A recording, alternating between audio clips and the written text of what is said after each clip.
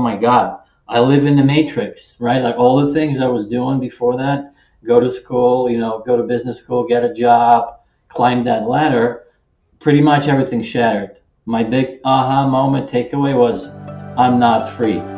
Welcome to the Small Steps, Big Wins podcast, where I'm dedicated to helping you take control of your life.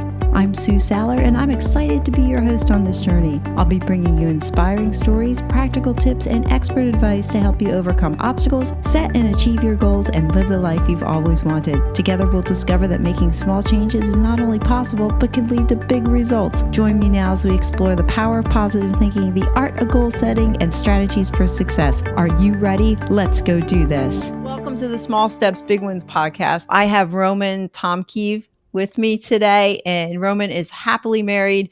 He's a great husband, passionate hospitality entrepreneur. I want to dig into that a little bit. Real estate investor and IronMan athlete. And we're going to come back to that one too. I have so many questions for you. So I'm going to let you talk about your superhero backstory and what brought you from where you were to where you are today, and whatever you feel like sharing. Thanks for being here. Oh, no, yeah. Thank you. You're too kind. No, I think it's great. I mean, I think I was thinking about this always superhero. It's almost like that future me, or that person I never get to become, right? But it's almost, I think, you could be a superhero every day, right? Just it all depends how you define that. For me, I think it's just always been like the whole transformation, and as I look at it as jumping from that employee to being a business owner, I think that's just that self-image transformation, like who I see myself to be. I'm originally from Ukraine. I came to this country back in like 99, 2000.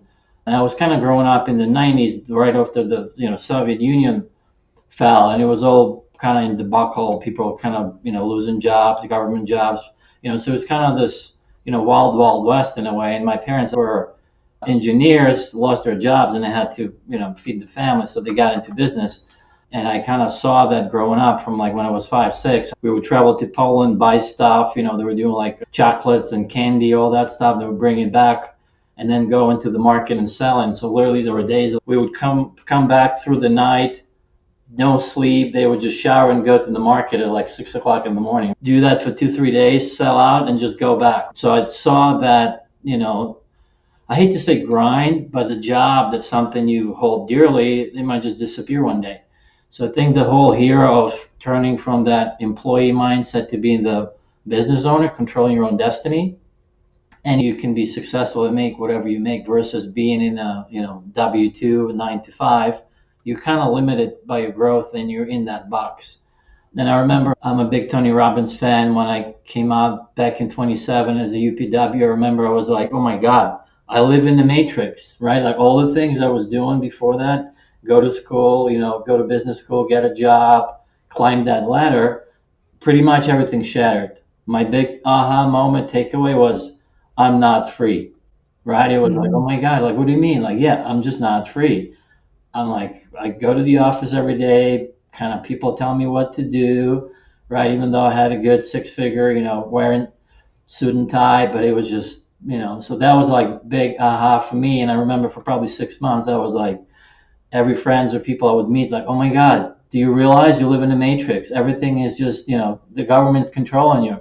So I would like go on that rant. How did people react to you when you realize that? Because I know there's probably a lot of people out there that feel the same way you do, but then I know there's a whole lot more that just get up and do the same thing every day. They go to that W-2, they're stuck in that rat race. So after that Tony Robbins event, how did people start relating to you when you start telling them, look, you're in the matrix, you're in bondage here in a W-2? I think it was twofold. It was one, they were excited, but the second, they were afraid, right? I think it's almost like, oh yeah, this is good for you. You can do that. But like, I can't do that, right? Like it's just something out there. Like I was looking at people, I remember I would reach out to people that were ahead of me a few years. I would look at them in the same, because I was still at my corporate job. I was look at them. I want that, right? Like, but there was that self-image of me that I was building for years and years and years. I was a finance guy. That was ingrained in me. But now I just want to get out of that self-image, and it obviously doesn't happen overnight. But I think, kind of going back to your question, yeah, one is excitement. Oh my God, so awesome. But now the thing is like fear. Oh, good for you, but it's not for me. I'll probably don't even know how to get there. You know what I mean? It's. I think that was really profound to see how, again, and not everybody, right? Like everyone, maybe somebody's happy doing their 9 to 5. There's nothing wrong with that. I'm just saying Right. the folks that are wanted to do that, and they would like, oh my God, yes, and they would just ask me more, tell me more, but you can tell they're really afraid to take that next step or even think about it that's possible for them. Yeah. You mentioned two things there. One is that you were actually looking to people who were ahead of you while you were trying to make this transition and figure that out. You found people doing what you wanted to do, and then you started heading in that direction. I think that's important. And the second thing you talked about was fear, the fear factor. So, talk a little bit about how you mitigated that and was reaching out to other people helpful. Like, we can't eradicate fear, right? But with knowledge you can overcome fear. Yeah, that's again, and I'm a big believer in you're the average of 5 people you hang out with, you surround Mhm. yourself with, and I think that's really, again, because when I realized there's other folks like business people, and I'm like, oh my God, like right, there's that whole ecosystem of people that are doing business and taking risk, and I was fortunate enough to join one of those like mastermind groups, and everybody was doing they were running their websites. They were like, I think Airbnb were just starting out, and there was realtors. And I'm like, oh my God, these people, and they look happier. They look free. And that was a big driver. And I started just reaching out to them like, hey, how did you get there? What's your story? And relating to them and seeing what's possible. I'm like, if they can do it, I can do it 100%. I went through college, then went to business school. Like, I know I can go through hard stuff like taking exams. There wasn't even a question. I knew that I'm going to be there. It's just that, like, it's going to take time, right? And I think that the whole thing, a lot of people, I mean, I'm guilty of that as well. We want everything yesterday, right? But you can't, if you work on something for 5, 10 years, you've been in the same role, you can't just quit tomorrow, be another person because you worked at you like me, myself, like now I worked everything that happened in the past. That's the result of why I'm here, right? So I think it's really crucial to start surrounding yourself with people that are doing already what you want to do. Basically, I changed all my ecosystem. I remember my parents were looking at me because I completely changed my diet, started running and working out. I think lost about 20 or 25 pounds in probably 3 months period, which was crazy. I remember all my suits and pants. I was like, everything was too big, but I took that huge radical shift, not just in physiologically, but mentally. And my friends were like, what's going on with you? What's happening? So it could be really stressful to the people around you that have known you for your whole life. And now you're just totally different person. And they look at you like, okay, what's happening here? You want to be really kind of sensitive in a way, especially if you have, your significant other and or your kids, and you start making all these shifts. It's going to come with circumstances and kind of repercussions, if you will. So you must have had a mindset shift because you changed how you ate, you changed how you were thinking, you were all in, right? So how long did it take you to transition off of your W-2? Yeah, I think it's almost mindset, but it's almost, I would say, identity shift. I'm a big believer that self-image, how you see yourself, and then after that, as I was getting habits, Miracle Morning, it was just everything at the same time. I stopped drinking coffee. I think those 3 weeks were like huge as you kind of getting off caffeine. But I was just in the mode. And kind of answer your question. I mean, yeah, it was perfect to your, I think, the name of your podcast. Yeah, small steps, huge results. I was doing keeping in like my mind going, I know I'm gonna quit. It's gonna happen. Like I don't know when, but I was just slowly progressing toward that goal. And it took me, almost 4 years. And again, COVID, I know it was, it's a horrible kind of global tragedy, but like in a sense, there's a good saying, don't let good crisis go to waste. I mean, it was a blessing for me because I was able to, to transition full time and doing my business and, leave my W-2 and just kind of grow from there. It didn't happen overnight, for sure. Yeah. And to your point, you mentioned about a faster microwave society. We hear these stories of people who have transitioned and it went from point A to point B. They were in their W-2. Now they're being an entrepreneur. And we forget that it's a process. And how long that takes is different for everybody. For you, it was 4 years. For other people, it could be 6 months. For some people, it could be they were fired from their job and they're forced right into it. So, yeah, I think, to your point, definitely it's a process. Did you find that people said to you, you are a totally different person? I don't recognize you anymore. Oh yeah, yes. Oh, I think it was more by what I was doing because I got into, running like marathons, Ironman. That was like, and I would post, right? That was like, oh my God, like since when you would start doing that, right? That was a big one. And then got into real estate, like conferences. Yeah, again, people, and I've noticed probably 95% of the people, or even 99 in the world, they are observers, right? They sit on the stand, on the sidelines, and they just observe what other percent is doing. And if you take action, you want to be in the game, and you're like sharing and posting, but others are just watching. And I think it's pretty profound because I just started posting from my business as a new page, not a lot of likes and everything. But like perfect example, I was today at my local chamber coffee meeting. We have a monthly local business, and they were like, "Oh my God, we love your videos, right? How do you do that?" And I was like, "Well, in my mind, like I don't know, because they don't post, right? They don't comment, but people observe, right? And it's the same thing with like, especially as you become successful and you're doing these things that other people are afraid to do, they watch, right? And I think it's a good example of you're on your own in a sense because everybody's just watching if you're going to succeed or not. So I know I digressed a little bit, but Yeah, that's okay. No. And actually, I was listening to Ed Milet the other day. He was talking about the people who don't sit by the sidelines and they go out and they do is often a lonely road. And that's okay. It was really good to hear him say that's okay. If people are telling you, "Oh, don't do that, take the safe path," you're on the right road. It's yeah, okay. 100%, yes. Oh, Yeah. And as far as the likes go, I have heard that before with podcasts or throwing social media out there. There are so many more people that see it than comment.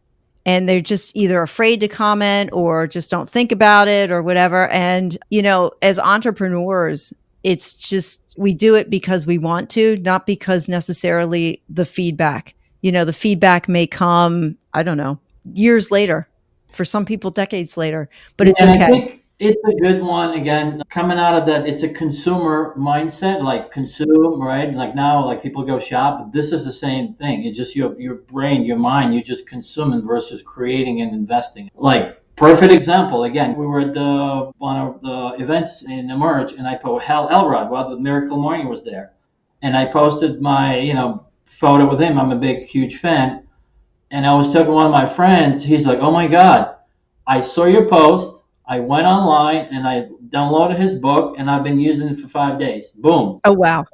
That's a huge, right? Like, but he didn't comment, he didn't like. It was just that silent. So see, people do, people observe, people follow.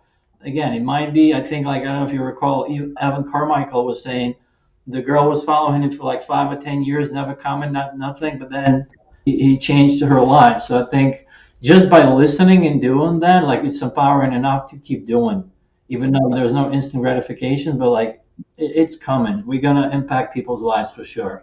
Yeah. If you know what you're doing deep down in your heart and you really believe that what you're doing is going to help somebody, it doesn't really matter whether or not they get back to you. It's just that you're just looking to add value to somebody else's lives. I think I think we do it because we want to. I think we're And doing this podcast, right? We're not doing it for us. I think we're doing it for others. Somebody hear my story might resonate with them. absolutely. Absolutely. Talk a little bit about your transformation. And did your wife witness this transformation in you, or did she meet you after? Well, I think the reason I met her because I transformed, right? And then I was on that journey, kind of going back with me always was I would meet a girl, we would go out, and it would never go up because again, my internal thermostat wasn't used to that. So I think me was shifting, and getting my mind right. Okay, I'm ready, right? I think it's been a lot of work behind that, and you get to kind of attract the person that you're ready for it, and she's ready for you. So I think yeah, that definitely was as a result of all that work and transformation for sure. Oh, that's a beautiful story. That's great. Like it's a book. It's called Call Him the One. I don't know if you're familiar. It's a workbook. There's 9 weeks. There's a lot of like meditation. You write about journal. What kind of person do you want? And then you kind of put it out there, and then you write about your stuff. So again, it's work. And as you go through it, like you become to attract people that are right for you. Right, right. When you're thinking about it, it's almost like setting a vision, isn't it? Oh, 100%. Yeah. That we talk about that all the time in Emerge, setting our 3-year or 5-year vision, and you speak it out there. And it's interesting to see what you want out of life and then how it starts to transform. Actually, my podcast was out of a vision that I didn't even realize I wrote back last year in October. And next thing I know, I have a podcast. So I really want to ask you about being an Ironman athlete. So correct me if I'm wrong, but an Ironman is someone who competes in one of the toughest, most demanding endurance events in the world. So I did a little bit of research. It says this event involves a 2.4-mile swim, a 112-mile bike ride, and a full marathon, which is 26.2 miles for us non-runners.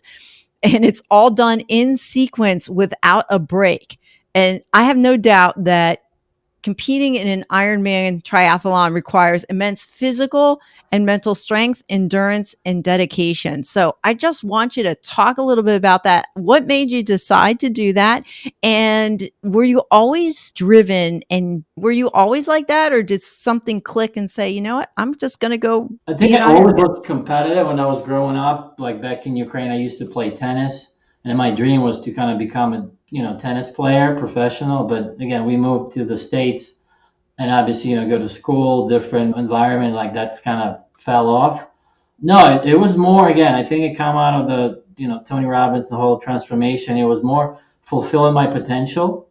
Like it was driven up to that point, like why not, right? It was definitely for me proving to myself that I can do it, because the whole discipline, again, going back to the self-image, right? The whole affirmations, like, yeah, I'm an Ironman athlete. For me now, it's normal. But as I was starting out, I remember I would like, no, you're not. My subconscious would tell me, no, look at that, it's impossible, right? Like, you can't even run, half marathon.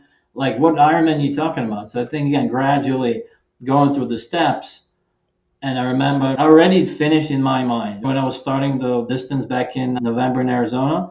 Like I knew I'm going to finish, right? That wasn't even, I'm like, I'm going to crawl. I'm just going to, roll over, but I'm going to finish. And I think I apply to everything in life, right? Like starting with the real estate deal, like, yeah, I'm going to have a deal, right? Or have a property. I don't know exactly which one, but I know it's going to happen, right? So I think it's really having that like toughness and confidence, and then just kind of let it life go through the process. I think that was a big one, and like applying that to everyday life, that's huge. Again, same thing, getting out of bed, going to the gym, right? All those things become so second nature because you have that habit of, I said I'm going to do what I'm doing, and you get collecting evidence every time. So when you said you're going to get up, you got up, you did it, and it just becomes easier, easier, easier. Yeah, I would imagine there's like physical and mental challenges to endure that from beginning to end. Like, how do you overcome that? What keeps you driving to get to the end? Or is it just something, just an internal drive? Like, I'm going to cross that finish line no matter what. It's a lot, yeah. I remember there's obviously it's just you, right? You were like Right. for 10, 12 hours, it's just you. A lot of the stuff I remember, like almost my run is like go through like gratitude and like how I want to share about, people around me, like how I'm going to be grateful, thinking about how I'm going to finish, how it's going to look. Like it's all positive, right? It's never like, oh my God, it's hurting. Oh my God, it's raining. Oh my God, it's cold. It's just like being grateful in that moment and like looking up the folks, it's just being in that positive vibe, and you're basically in that Mm. moment, in that groove.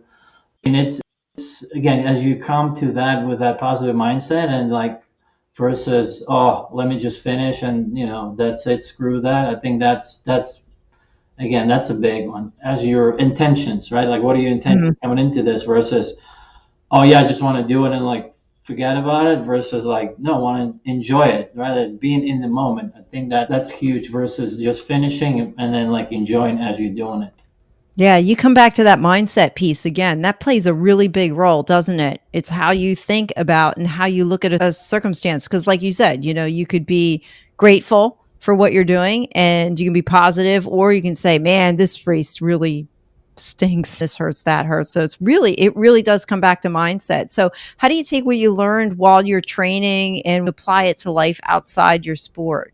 Like, how do you bring it into your current endeavors? I think again, going back to goal setting and like daily routines. I said I'm going to get up tomorrow at 6 o'clock, and I'm doing it. Right? It's the same thing as your training, or I'm going to make that call. Like making something that you don't want to do. It's always you kind of push yourself to something that you don't want to do, because you would never want to do a cold call, right? Like it's always something like work on a Saturday. There's always that muscle you need to exercise, right? I think it's easier with training because you have an end goal in mind and you're counting days, or we have 3 months.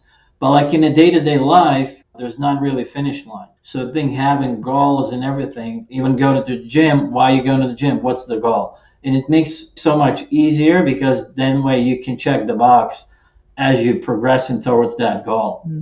Perfect. I mean, if you need to make cold calls or marketing, okay, why are you doing this? What's the outcome? Always put in the outcome. It's much easier versus just kind of doing in the vacuum. And I think that's what a lot of people are struggling. They don't have a goal or outcome in mind, and they don't know why they do it. Like if you ask them, why you get up at 6 o'clock, what's the outcome, right? And I love like sport example because again, you have a clear, intangible, measurable goal, and that's how you get to it, right? So versus in business could be somehow, a lot of things you can't control, right? Like you can say, I'm going to make $1 million, but there's so many unknowns, right? You can just do everything you control, but there's things you can't control. Sometimes you might not hit the goal, but like with training, it's pretty much up to you, right? Yeah. So what's your approach to facing challenges then? If something in your business kind of goes south, how do you deploy your mindset towards it? It's all perspective. See, I don't look at things as bad or good. It just is, and it's just experience. It's a learning experience where I'm actually working on getting an online course, and that's a totally new experience. But it's something I always wanted to do. Me pushing like my comfort zone, being seen, being out there, putting myself out there. Like again, I'm learning, and it's a lot of times it's uncomfortable, right? I got to reach out to people. I got to ask for feedback. So it's always fun. I mean, I look at it. I know it's almost like somebody would say like this guy is crazy. Why is he putting himself into these spots where you're so like, oh, I don't want to do this. But like I'm actually have a little affirmations. Problems equals solutions, right? Because without problems, there's no solutions. I look at that thing as like, oh yeah, I want to have solutions, but I can't have them without problems. So I don't know. That's kind of have like some mind trick I play with myself.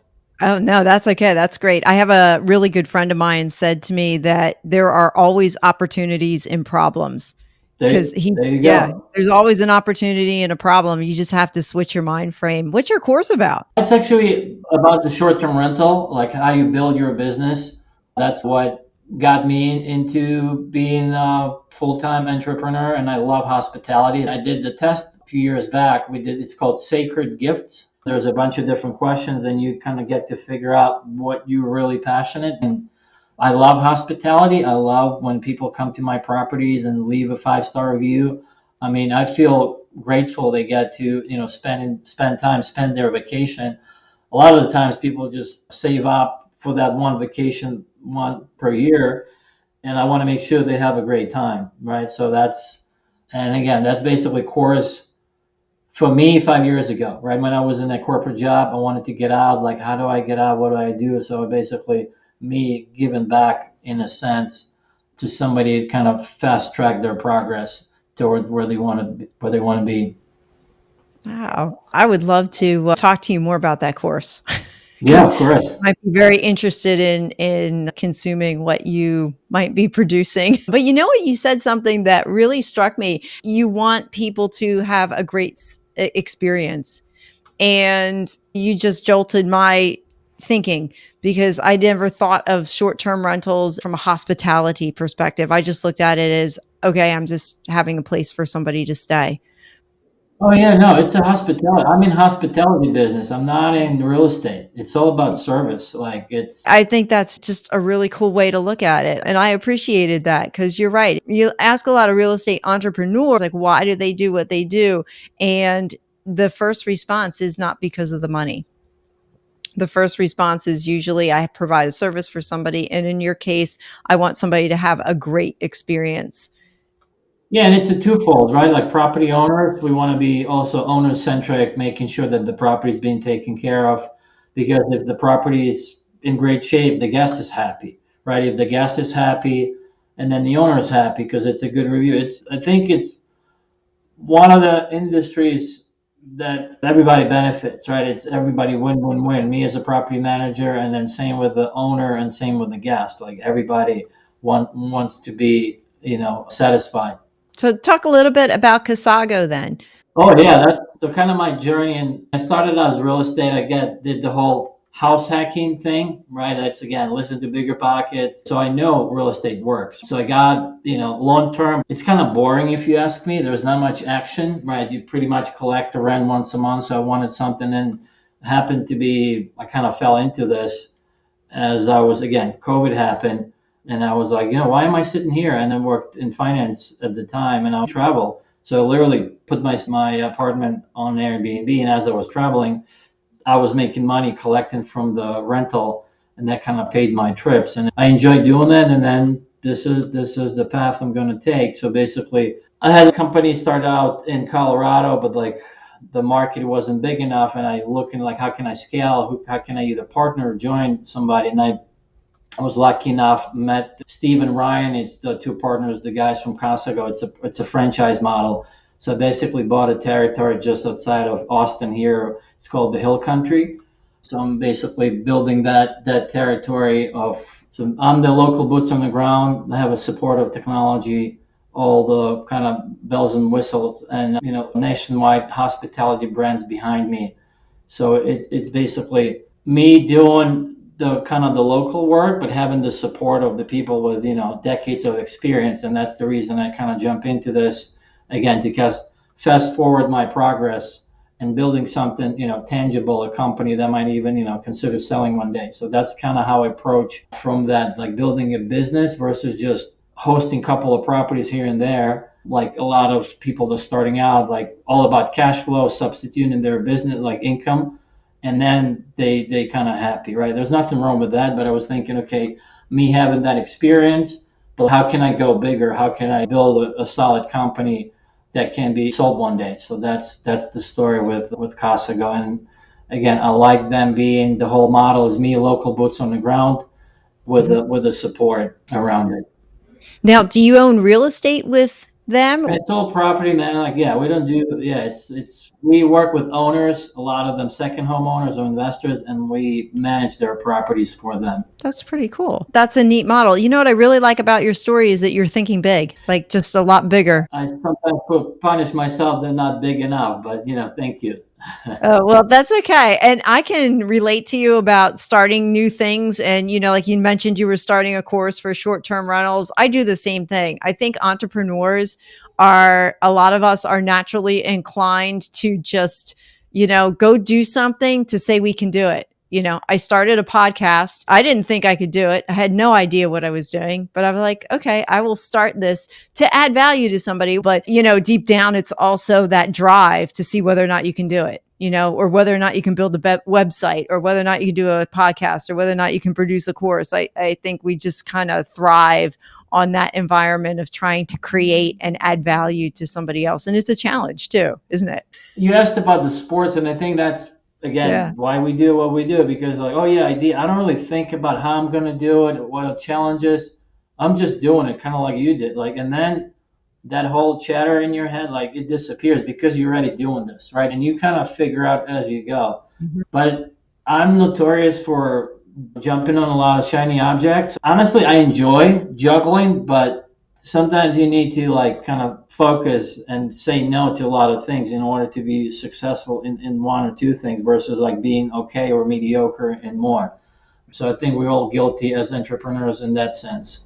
Yeah. Well, you make a good point about saying no to things. Sometimes you have to, and that's hard, especially when you like to juggle a lot of plates at once. And, that no, that's a hard one. But it gives power. I realize when I mean, there's folks say yes, and kind of figure out how later. But just by saying no, like I'm like, oh no, I'm focusing on my thing, right? And I feel good Right. about it. I take responsibility for saying no and sticking to what I do versus, oh yeah, let me go. I think there's a proverb that goes, he who chases four rabbits catches none, but he who chases one catches it. It's Yeah, something like right. that. So I think sometimes short term, we can juggle a couple of plates all at once and do them well. But I think from a long term perspective, it doesn't always work out well that way. But I'm not sure. Everybody's wired differently. I've talked to a lot of different entrepreneurs. I've talked to a lot of millionaires, very successful people. And I can have a conversation with somebody and they're like, yeah, I've got 7 companies going at once. And I'm like, okay. And then I could talk to somebody else and they were like, well, my lane was just construction. And that's all I did for 30 years. But I think for some of those that have done the same thing for 20 years, if you ask them, and you really press them, they've done 10 or 12 different things or companies that they've produced. What you find with entrepreneurs is there's generally a common thread that goes through those 7 or 8 companies that they've done, or there's that common thread as they went from job to job to job. So I think, listening to your story, you love to serve people. So hospitality is there. That's your common thread. Who knows where life is going to take you in a decade from now? You might be doing something else, but the common thread might be just service to people and going off in a different direction. yeah, and I think that's the beauty of again being a business owner because you're like there's just so much unknown. And I think that's what's exciting, right? Like you could be doing this thing now, and like something might come up. Again, not more like a shiny object, but it's if it's something that aligns with your goals and values and where you're going, 100%. So yeah, I'm a big believer in one thing, focusing, but I'm also guilty of kind of doing more than one thing for sure. You mentioned your wife coming from Ukraine. Would you mind sharing a little bit of your story or in her story? Oh yeah, I think we're gonna either make a movie or write a book or something. Kind of start, and then I go back to where we met. She was supposed to come on a fiance visa, right? It's basically we have 90 days when she's here, and then we get married. But obviously that didn't happen. As people know, the war in Ukraine broke out literally probably about 2 months. We're waiting for her interview, but obviously everything shut down. So we like waited, and you were like, you know what? Like, you just gotta get out. So luckily she was able to leave, and then my parents, they live on the western side. It's a safer side. She spent there about 3 weeks, and then they opened up through Mexico. Like the U.S. government was, good enough to have this program, and then with coordination with Mexico, so you can go through it, but it has to be through Mexico and go to the United States as a refugee. And I met her in Tijuana. There was like probably a couple hundred people flew through Europe from Ukraine and then through the checkpoint. So yeah, looking back, even a year now, I mean, I didn't know what's going to happen. There was a lot of fear, a lot of uncertainty, but like knowing that it's going to happen, everything's going to be great, and it'll just kind of visualizing and seeing that, being in alignment with that, like it just, happens. It's almost a dream come true. Thank you for sharing your story. I love to listen to other people's stories on that stuff. So, yeah, that's wonderful. I'm so excited for you guys. Thank you. Yeah, Definitely, you went through a lot, no doubt, but there's always happy endings. yeah, Yeah. no, 100%. Yeah, and it's definitely going to be a good story for our kids for sure. Talk about some small steps that you took that you didn't think were going to have big results and they shaped who you are I, today. I think, I mean, even now, like sticking to what you want. I'm a big fan of affirmations, journaling, visualizing, like having a vision board. And I remember at the time, it was like, oh man, this is so stupid. Like, and especially, right, like when the goals are like so big and like so far out, and the gap is just so wide, and you're like, it's like almost your subconscious tells you like, this is like, what is this? This is, this is not real. But like sticking to it, like one day at a time, right? Especially if you hate your job or you're in that, relation or whatever, like, oh my God, I can't take it anymore. Just one day at a time. I think that was real. Even like now, sometimes I want this faster. Then again, just enjoy where you are and be grateful for everything that you have. And I think the big one, be grateful for the goals that you have, right? Because a lot of the time people just don't know what they want. But like if you're in the position that you want more than you currently have, that's already awesome because you're growing, right? You have that vision that you want something more than you have now, and that's going to push you, and you're going to grow. Because I think everything that I got in life, if it was just easy, I was like, okay, right, you don't really value it that much.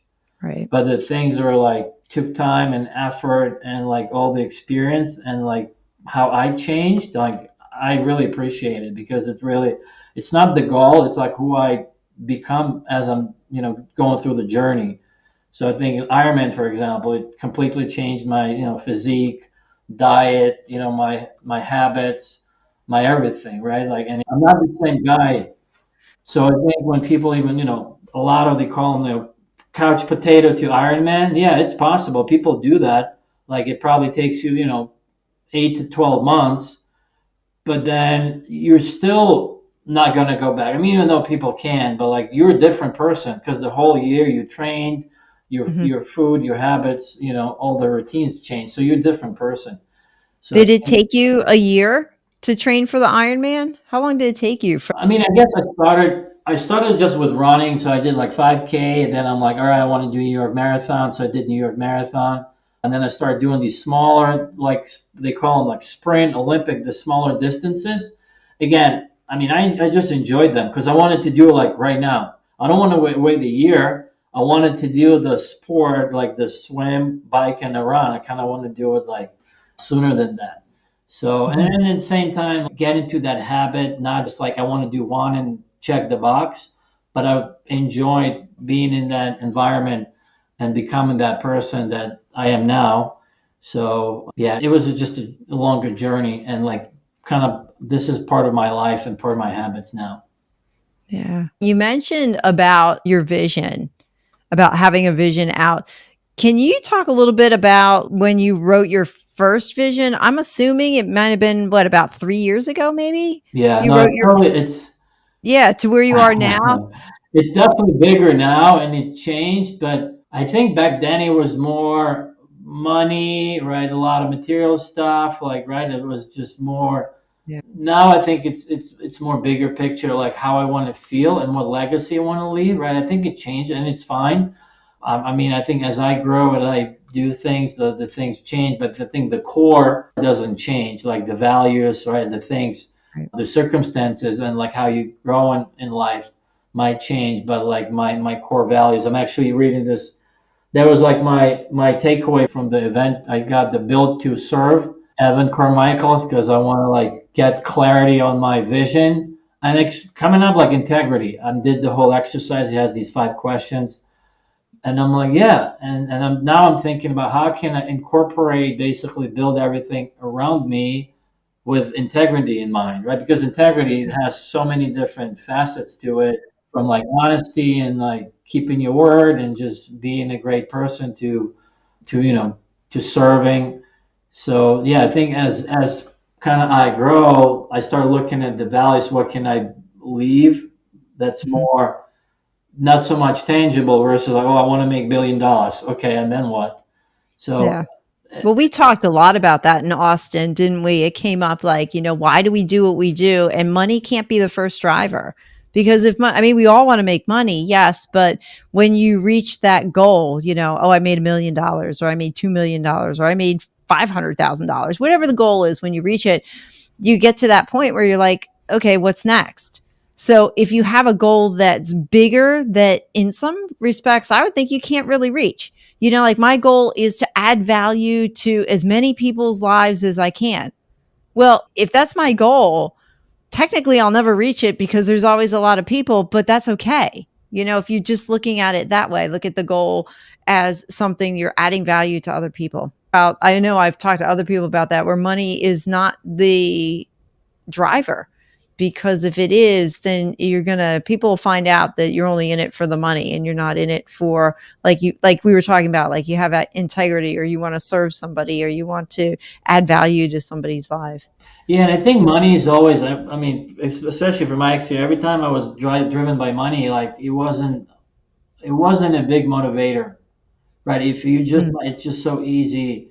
If you have bumps on the road, like it just, oh, okay, I don't want to do this. It's just not as mhm, empowering. There's a good concept like pushing versus pulling. Like when it almost feels like you got to push, push, push, and then at some point you'll just, you know what, I'm not interested. It's not driving me yeah, anymore. yeah, you Versus make if a good something point. pulls you, right, like your goal, it's like that North Star, like, oh, I'm passionate, I want to do this. Yeah, so I think, and again, but I look at it as sometimes it's fine to have that big one, but like having the tangible, something measurable, because you Mhm. have all these goals kind of hard to measure, and it all becomes overwhelming because it feels like you do everything and then just doesn't, you don't hit the goals because it feels like they never ending. So I think having, like maybe like one big one, your ultimate goal, but then having all your kind of gardens of life, having the goals that you can measure. That way you get a satisfaction from hitting your goals. Mhm. Yeah, no, I agree. And it's good to have goals, because if you don't, I mean, we could just wander aimlessly in life if you don't have a goal set before you. And I love that you brought up about money can't be your primary goal, because you make that point. When things get hard, the money's not going to be the driver. You're going to give up on it because you can just go make money somewhere else and do something easier, you know. Yeah, So, money, it's a tool. yeah, right. Money's a tool. It doesn't bring you happiness. I mean, a lot of people wrap up like, oh, if I just had $1,000 more, I'd be happy. Oh, if I just made a little bit more at work, I'd be happy. And that money isn't going to bring you happiness. That's got It's to come like from you'll inside. probably be less miserable, but not happier, Yeah, right? maybe it'd be short term, right? It's like, oh yeah, I got $1,000. Now I'm going to go spend it. Now I don't have $1,000 now. Now I'm back to where I was before. It's temporary. It's fleeting. And I'm a big Yeah. believer with like energy, everything. And I Mhm, think especially it comes again with relationships. Like when you start, oh, I want money, like you become needy, right? mhm, And it's not a good vibe, right? You start to kind of vibrating on the negative, lower vibration, like, and right. money, like it has to be, you got to feel abundant, right? I'm a big Mhm, believer in like abundance and everything's going to come your way versus if, oh, I want money, I just want that. Like that's just yeah, being needy, yeah, and that's not a good position to be yeah, in. yeah. You mentioned about affirmations and what you said about money being abundant. One of my affirmations and one of my beliefs is that money is abundant and it's available to everybody.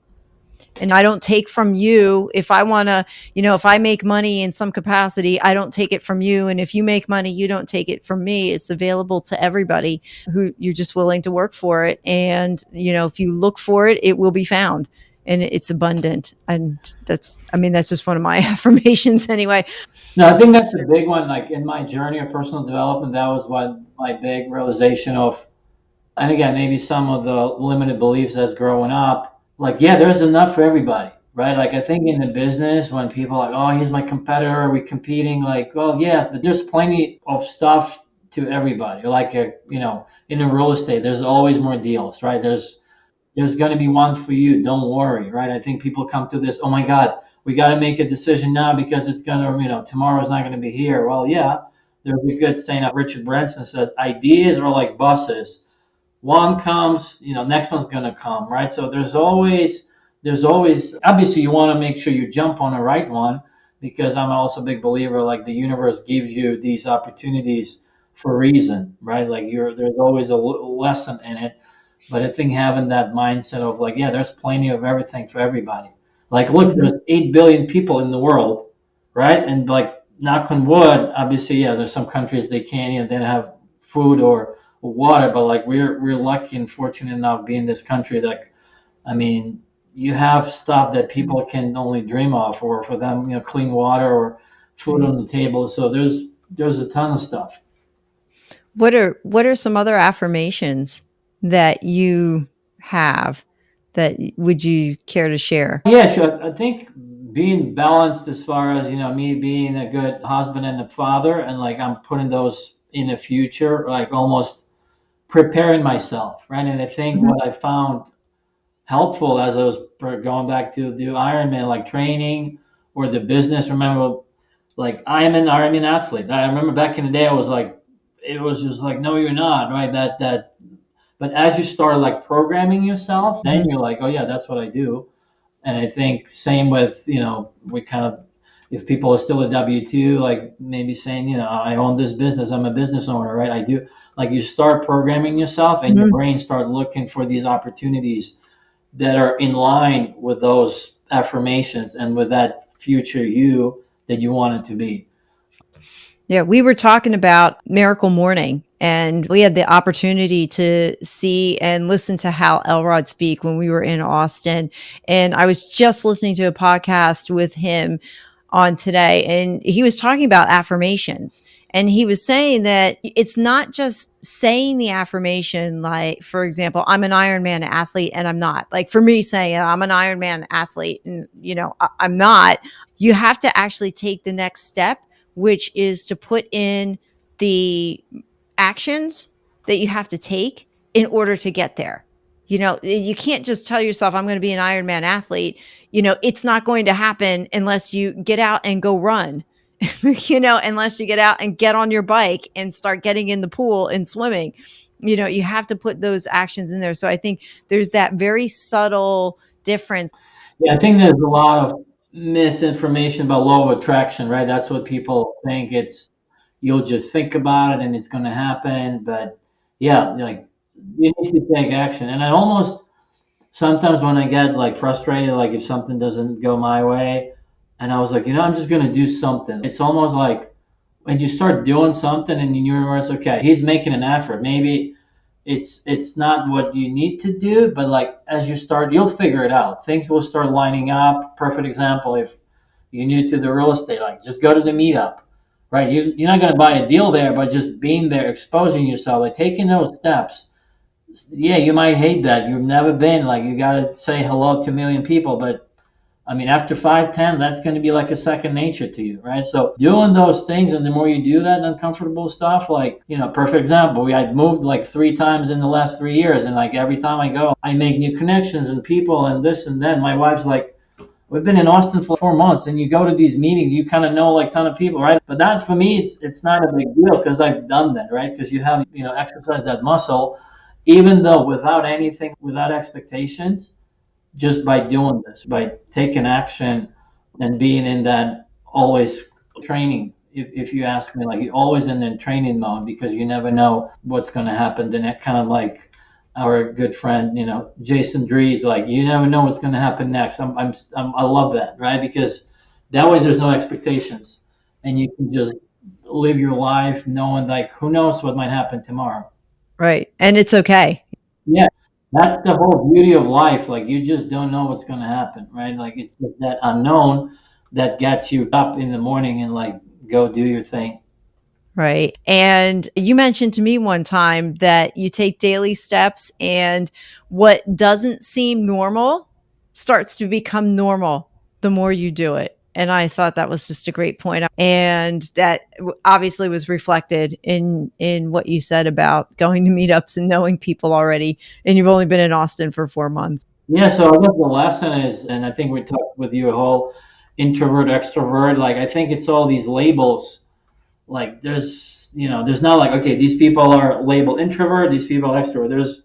I'm sure if you can do the whatever tests with all the successful billionaires, I wouldn't be surprised, but a lot of them are introverts, right? So I think all that, I guess I would suggest people don't label yourself and limit yourself by that, right? Because I think a lot of people say, oh, I'm not a runner, or I'm not this. And like just by saying that, they like cut off completely from that next level, right? So I think, again, just don't label yourself anything. Just do what you want or you think you're going to get you there, either whatever real estate or the business, but not labeling and making, saying I'm a corporate guy, I've never been a business owner, and all that kind of story goes with it.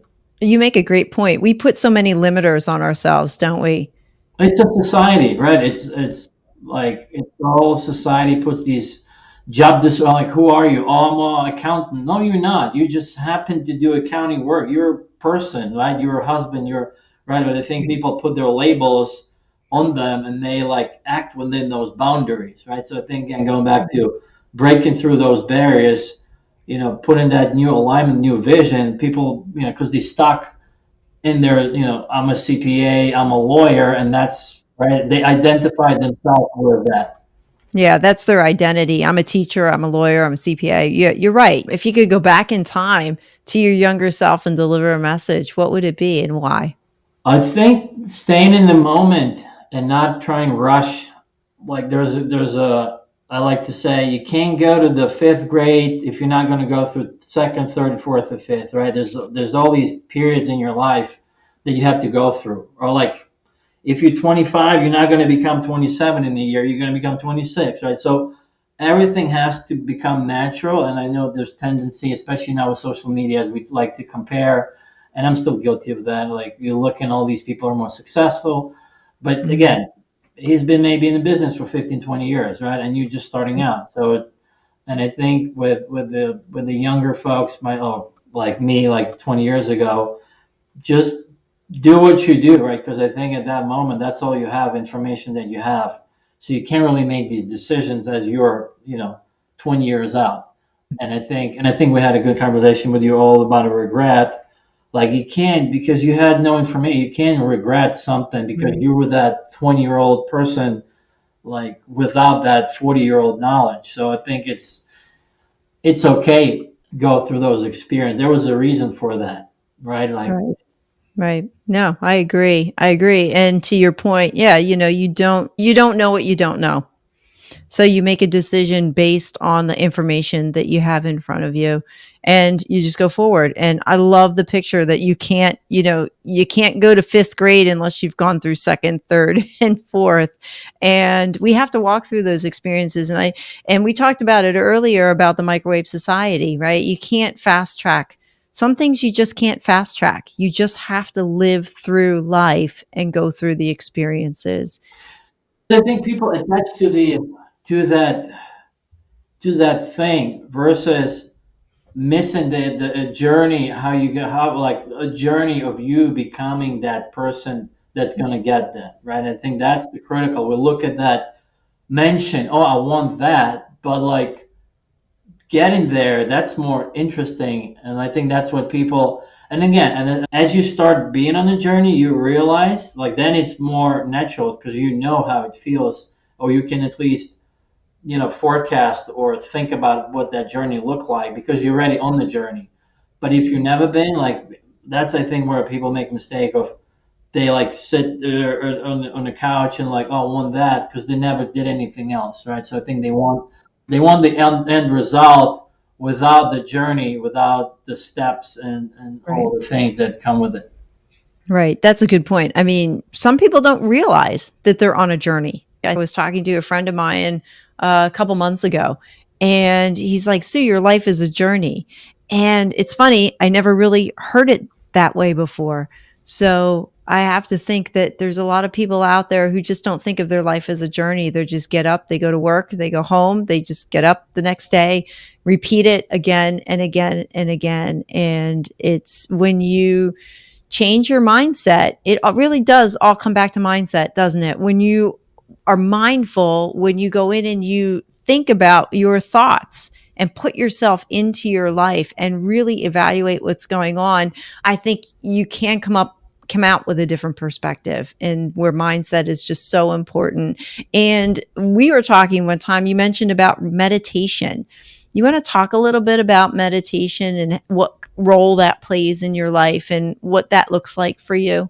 I would say it's the most important. Like that's the like I'll just step back. Miracle Morning, I think there's 5 or 6 things I have to do. Like meditation, it's a must, right? I can skip everything else, especially if I have like early meeting or something. It's that 15 minutes in the morning. I also do it midday, like a 5 minute in the midday Mhm. to recharge from, it's helpful.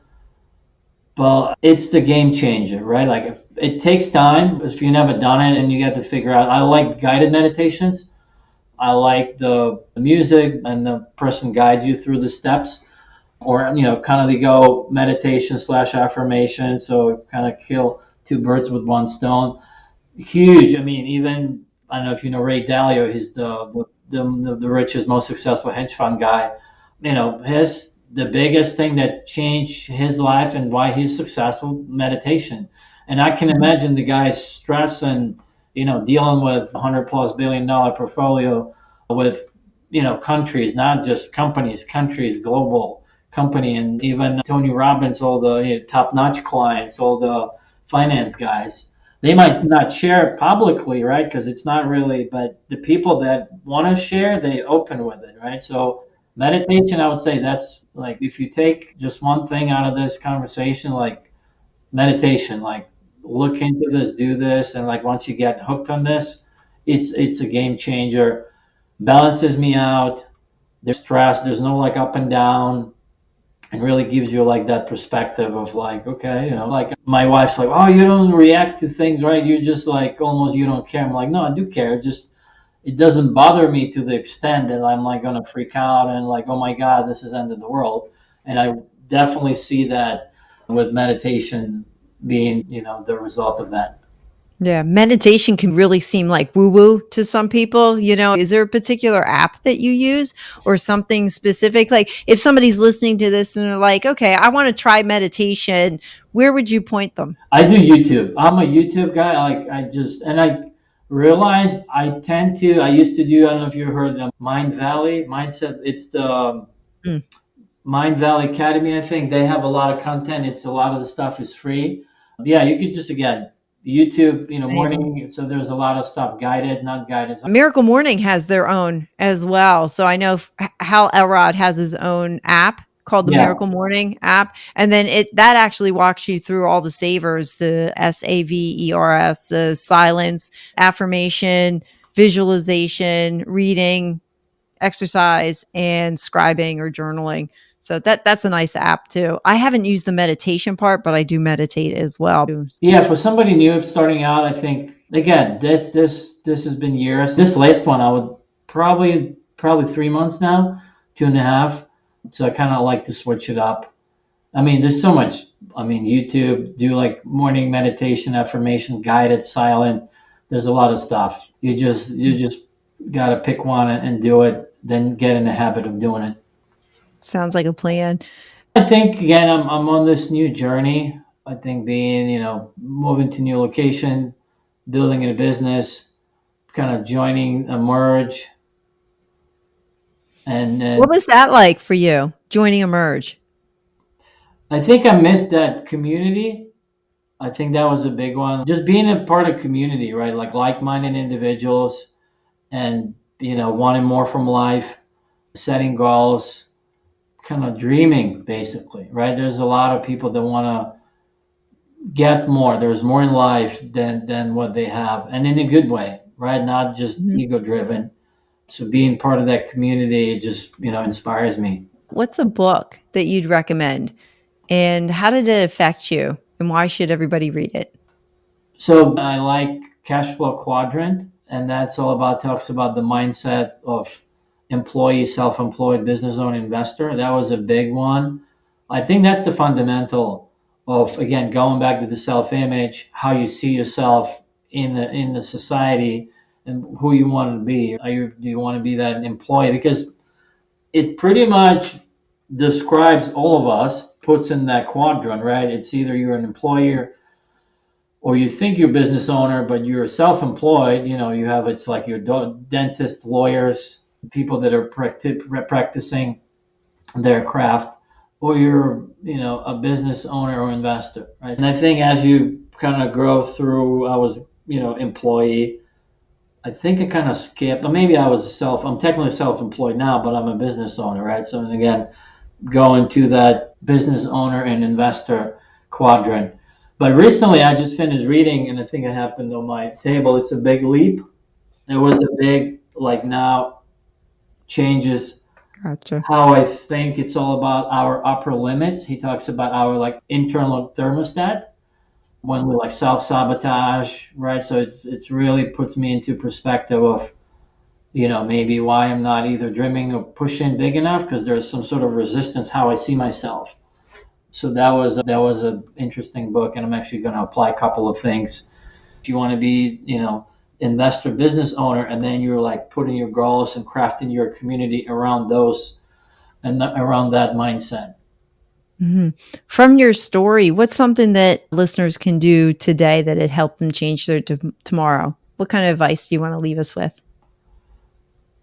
Definitely, I know it's kind of setting goals, but more being happy and grateful where you are. And, obviously it's not going to happen overnight, but I think being grateful and enjoying that moment where you are.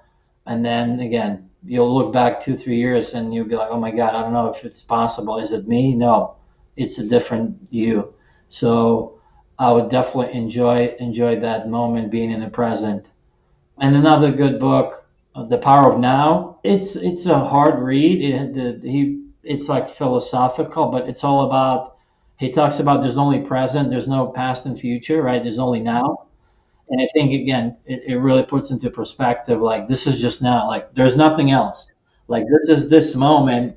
There's never going to be tomorrow because tomorrow it's going to be that moment. Like you're going to be in the moment. So I think it's really again profound in that sense versus just going, rushing, get another deal, get another business, but like being present, grounded, and enjoying the moment where you are, right? Because that's the only thing we have. Right. When you mentioned that book, I thought of another one. Have you ever read? It's called On the Shortness of Life by Mm. Seneca, one of those old, like it's just a real thin book.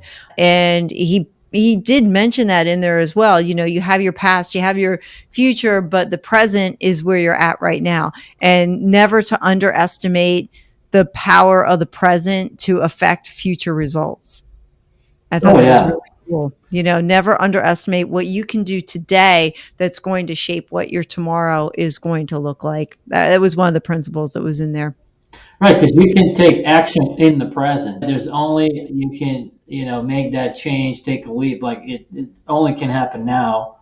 And if it's tomorrow, then it's also going to be now because you're going to be in the now tomorrow, right? I know it took me quite some time to figure that out, but once you get that, I mean, you're in control, right? Right? People are like, oh, I gotta rush, I gotta go to like where like you're in the now like right it's not like a destination I'm going to get to tomorrow, right? There's like a point B that you're going to go to and you're like, oh, I'm in point B. No, you're still going to be in the present, right? You can make choices now that are going to affect what happens in the future, but still, those choices are made in real time in the present. 100%, yes, exactly. You can do anything you want from this point. Yeah, that's right. And I love the word empower because we really do have the ability to take action and control in our lives, and we can be empowered and to be able to accomplish whatever it is that we want. And we need it so much. There's no, and again, fun fact, I didn't have a TV since probably 4 or 5 years now. Like that's another big one, time suck. And especially like there's no empowerment. You turn on TV and news, there's just it's all feels like it's going to be Armageddon every day, right? And I think if people live in that, it doesn't inspire you, right? Right. I mean, TV, YouTube, the phone's the worst. Phones are the worst. That they are. You're right. They could be just complete time sucks if you're not careful. There are some things, every once in a while you can listen to a really good podcast. You can be educated and have your mind challenged. There are some good things out there, but I think for culture as a whole, you make a very good point. It's just a time suck. It's just something for somebody to sit in front of at the end of the day, have their brain neutralized, and then go to sleep, get up and do it again. Yeah, and I think it's the now it's the economy of attention, right? Like everybody is like phones, that they want our eyeballs attention. And it's you really need to be intentional where you spend your time. Correct. Again, when we say spend your time, it feels like I have time and I spend it, right? It's interesting, but like that's just not the case. You don't really have time. But that's after reading The Big Leap, I start thinking in that way, right? Like there's no such. Attention's the most important thing. It's not time, Because as you said, to your point, time is just, it is what it is. You can't make it go faster. You can't make it go slower. It's always going to be the same. So it's really our attention. Right, and that goes to your choice, right? Like Right. if And you that goes to choose to choice. do this, and I think, and the choices you make in the present will impact your future self. So I think, Mhm. again, going back to the goals and setting goals and outcomes that you want. Again, as you start exposing yourself, as you start, doing the work and meeting people, being in those different kind of masterminds and doing the work, it just becomes Mhm. like you just become that new person that think in those categories. Right, right. Measure yourself against who you were last week or last month or last year. Don't measure yourself against somebody else. Yeah, because it's only you, right? And the thing goes back to a lot of the people, oh, like I want to start a business, but everybody's doing, there's competition, right? But it's you, like, right? It's people are gonna buy you, right? There's only you. You have your own unique story. Like there's nobody. But again, it's from fear and whatever else. They kind of don't want to take action because like, oh, it's not gonna be successful.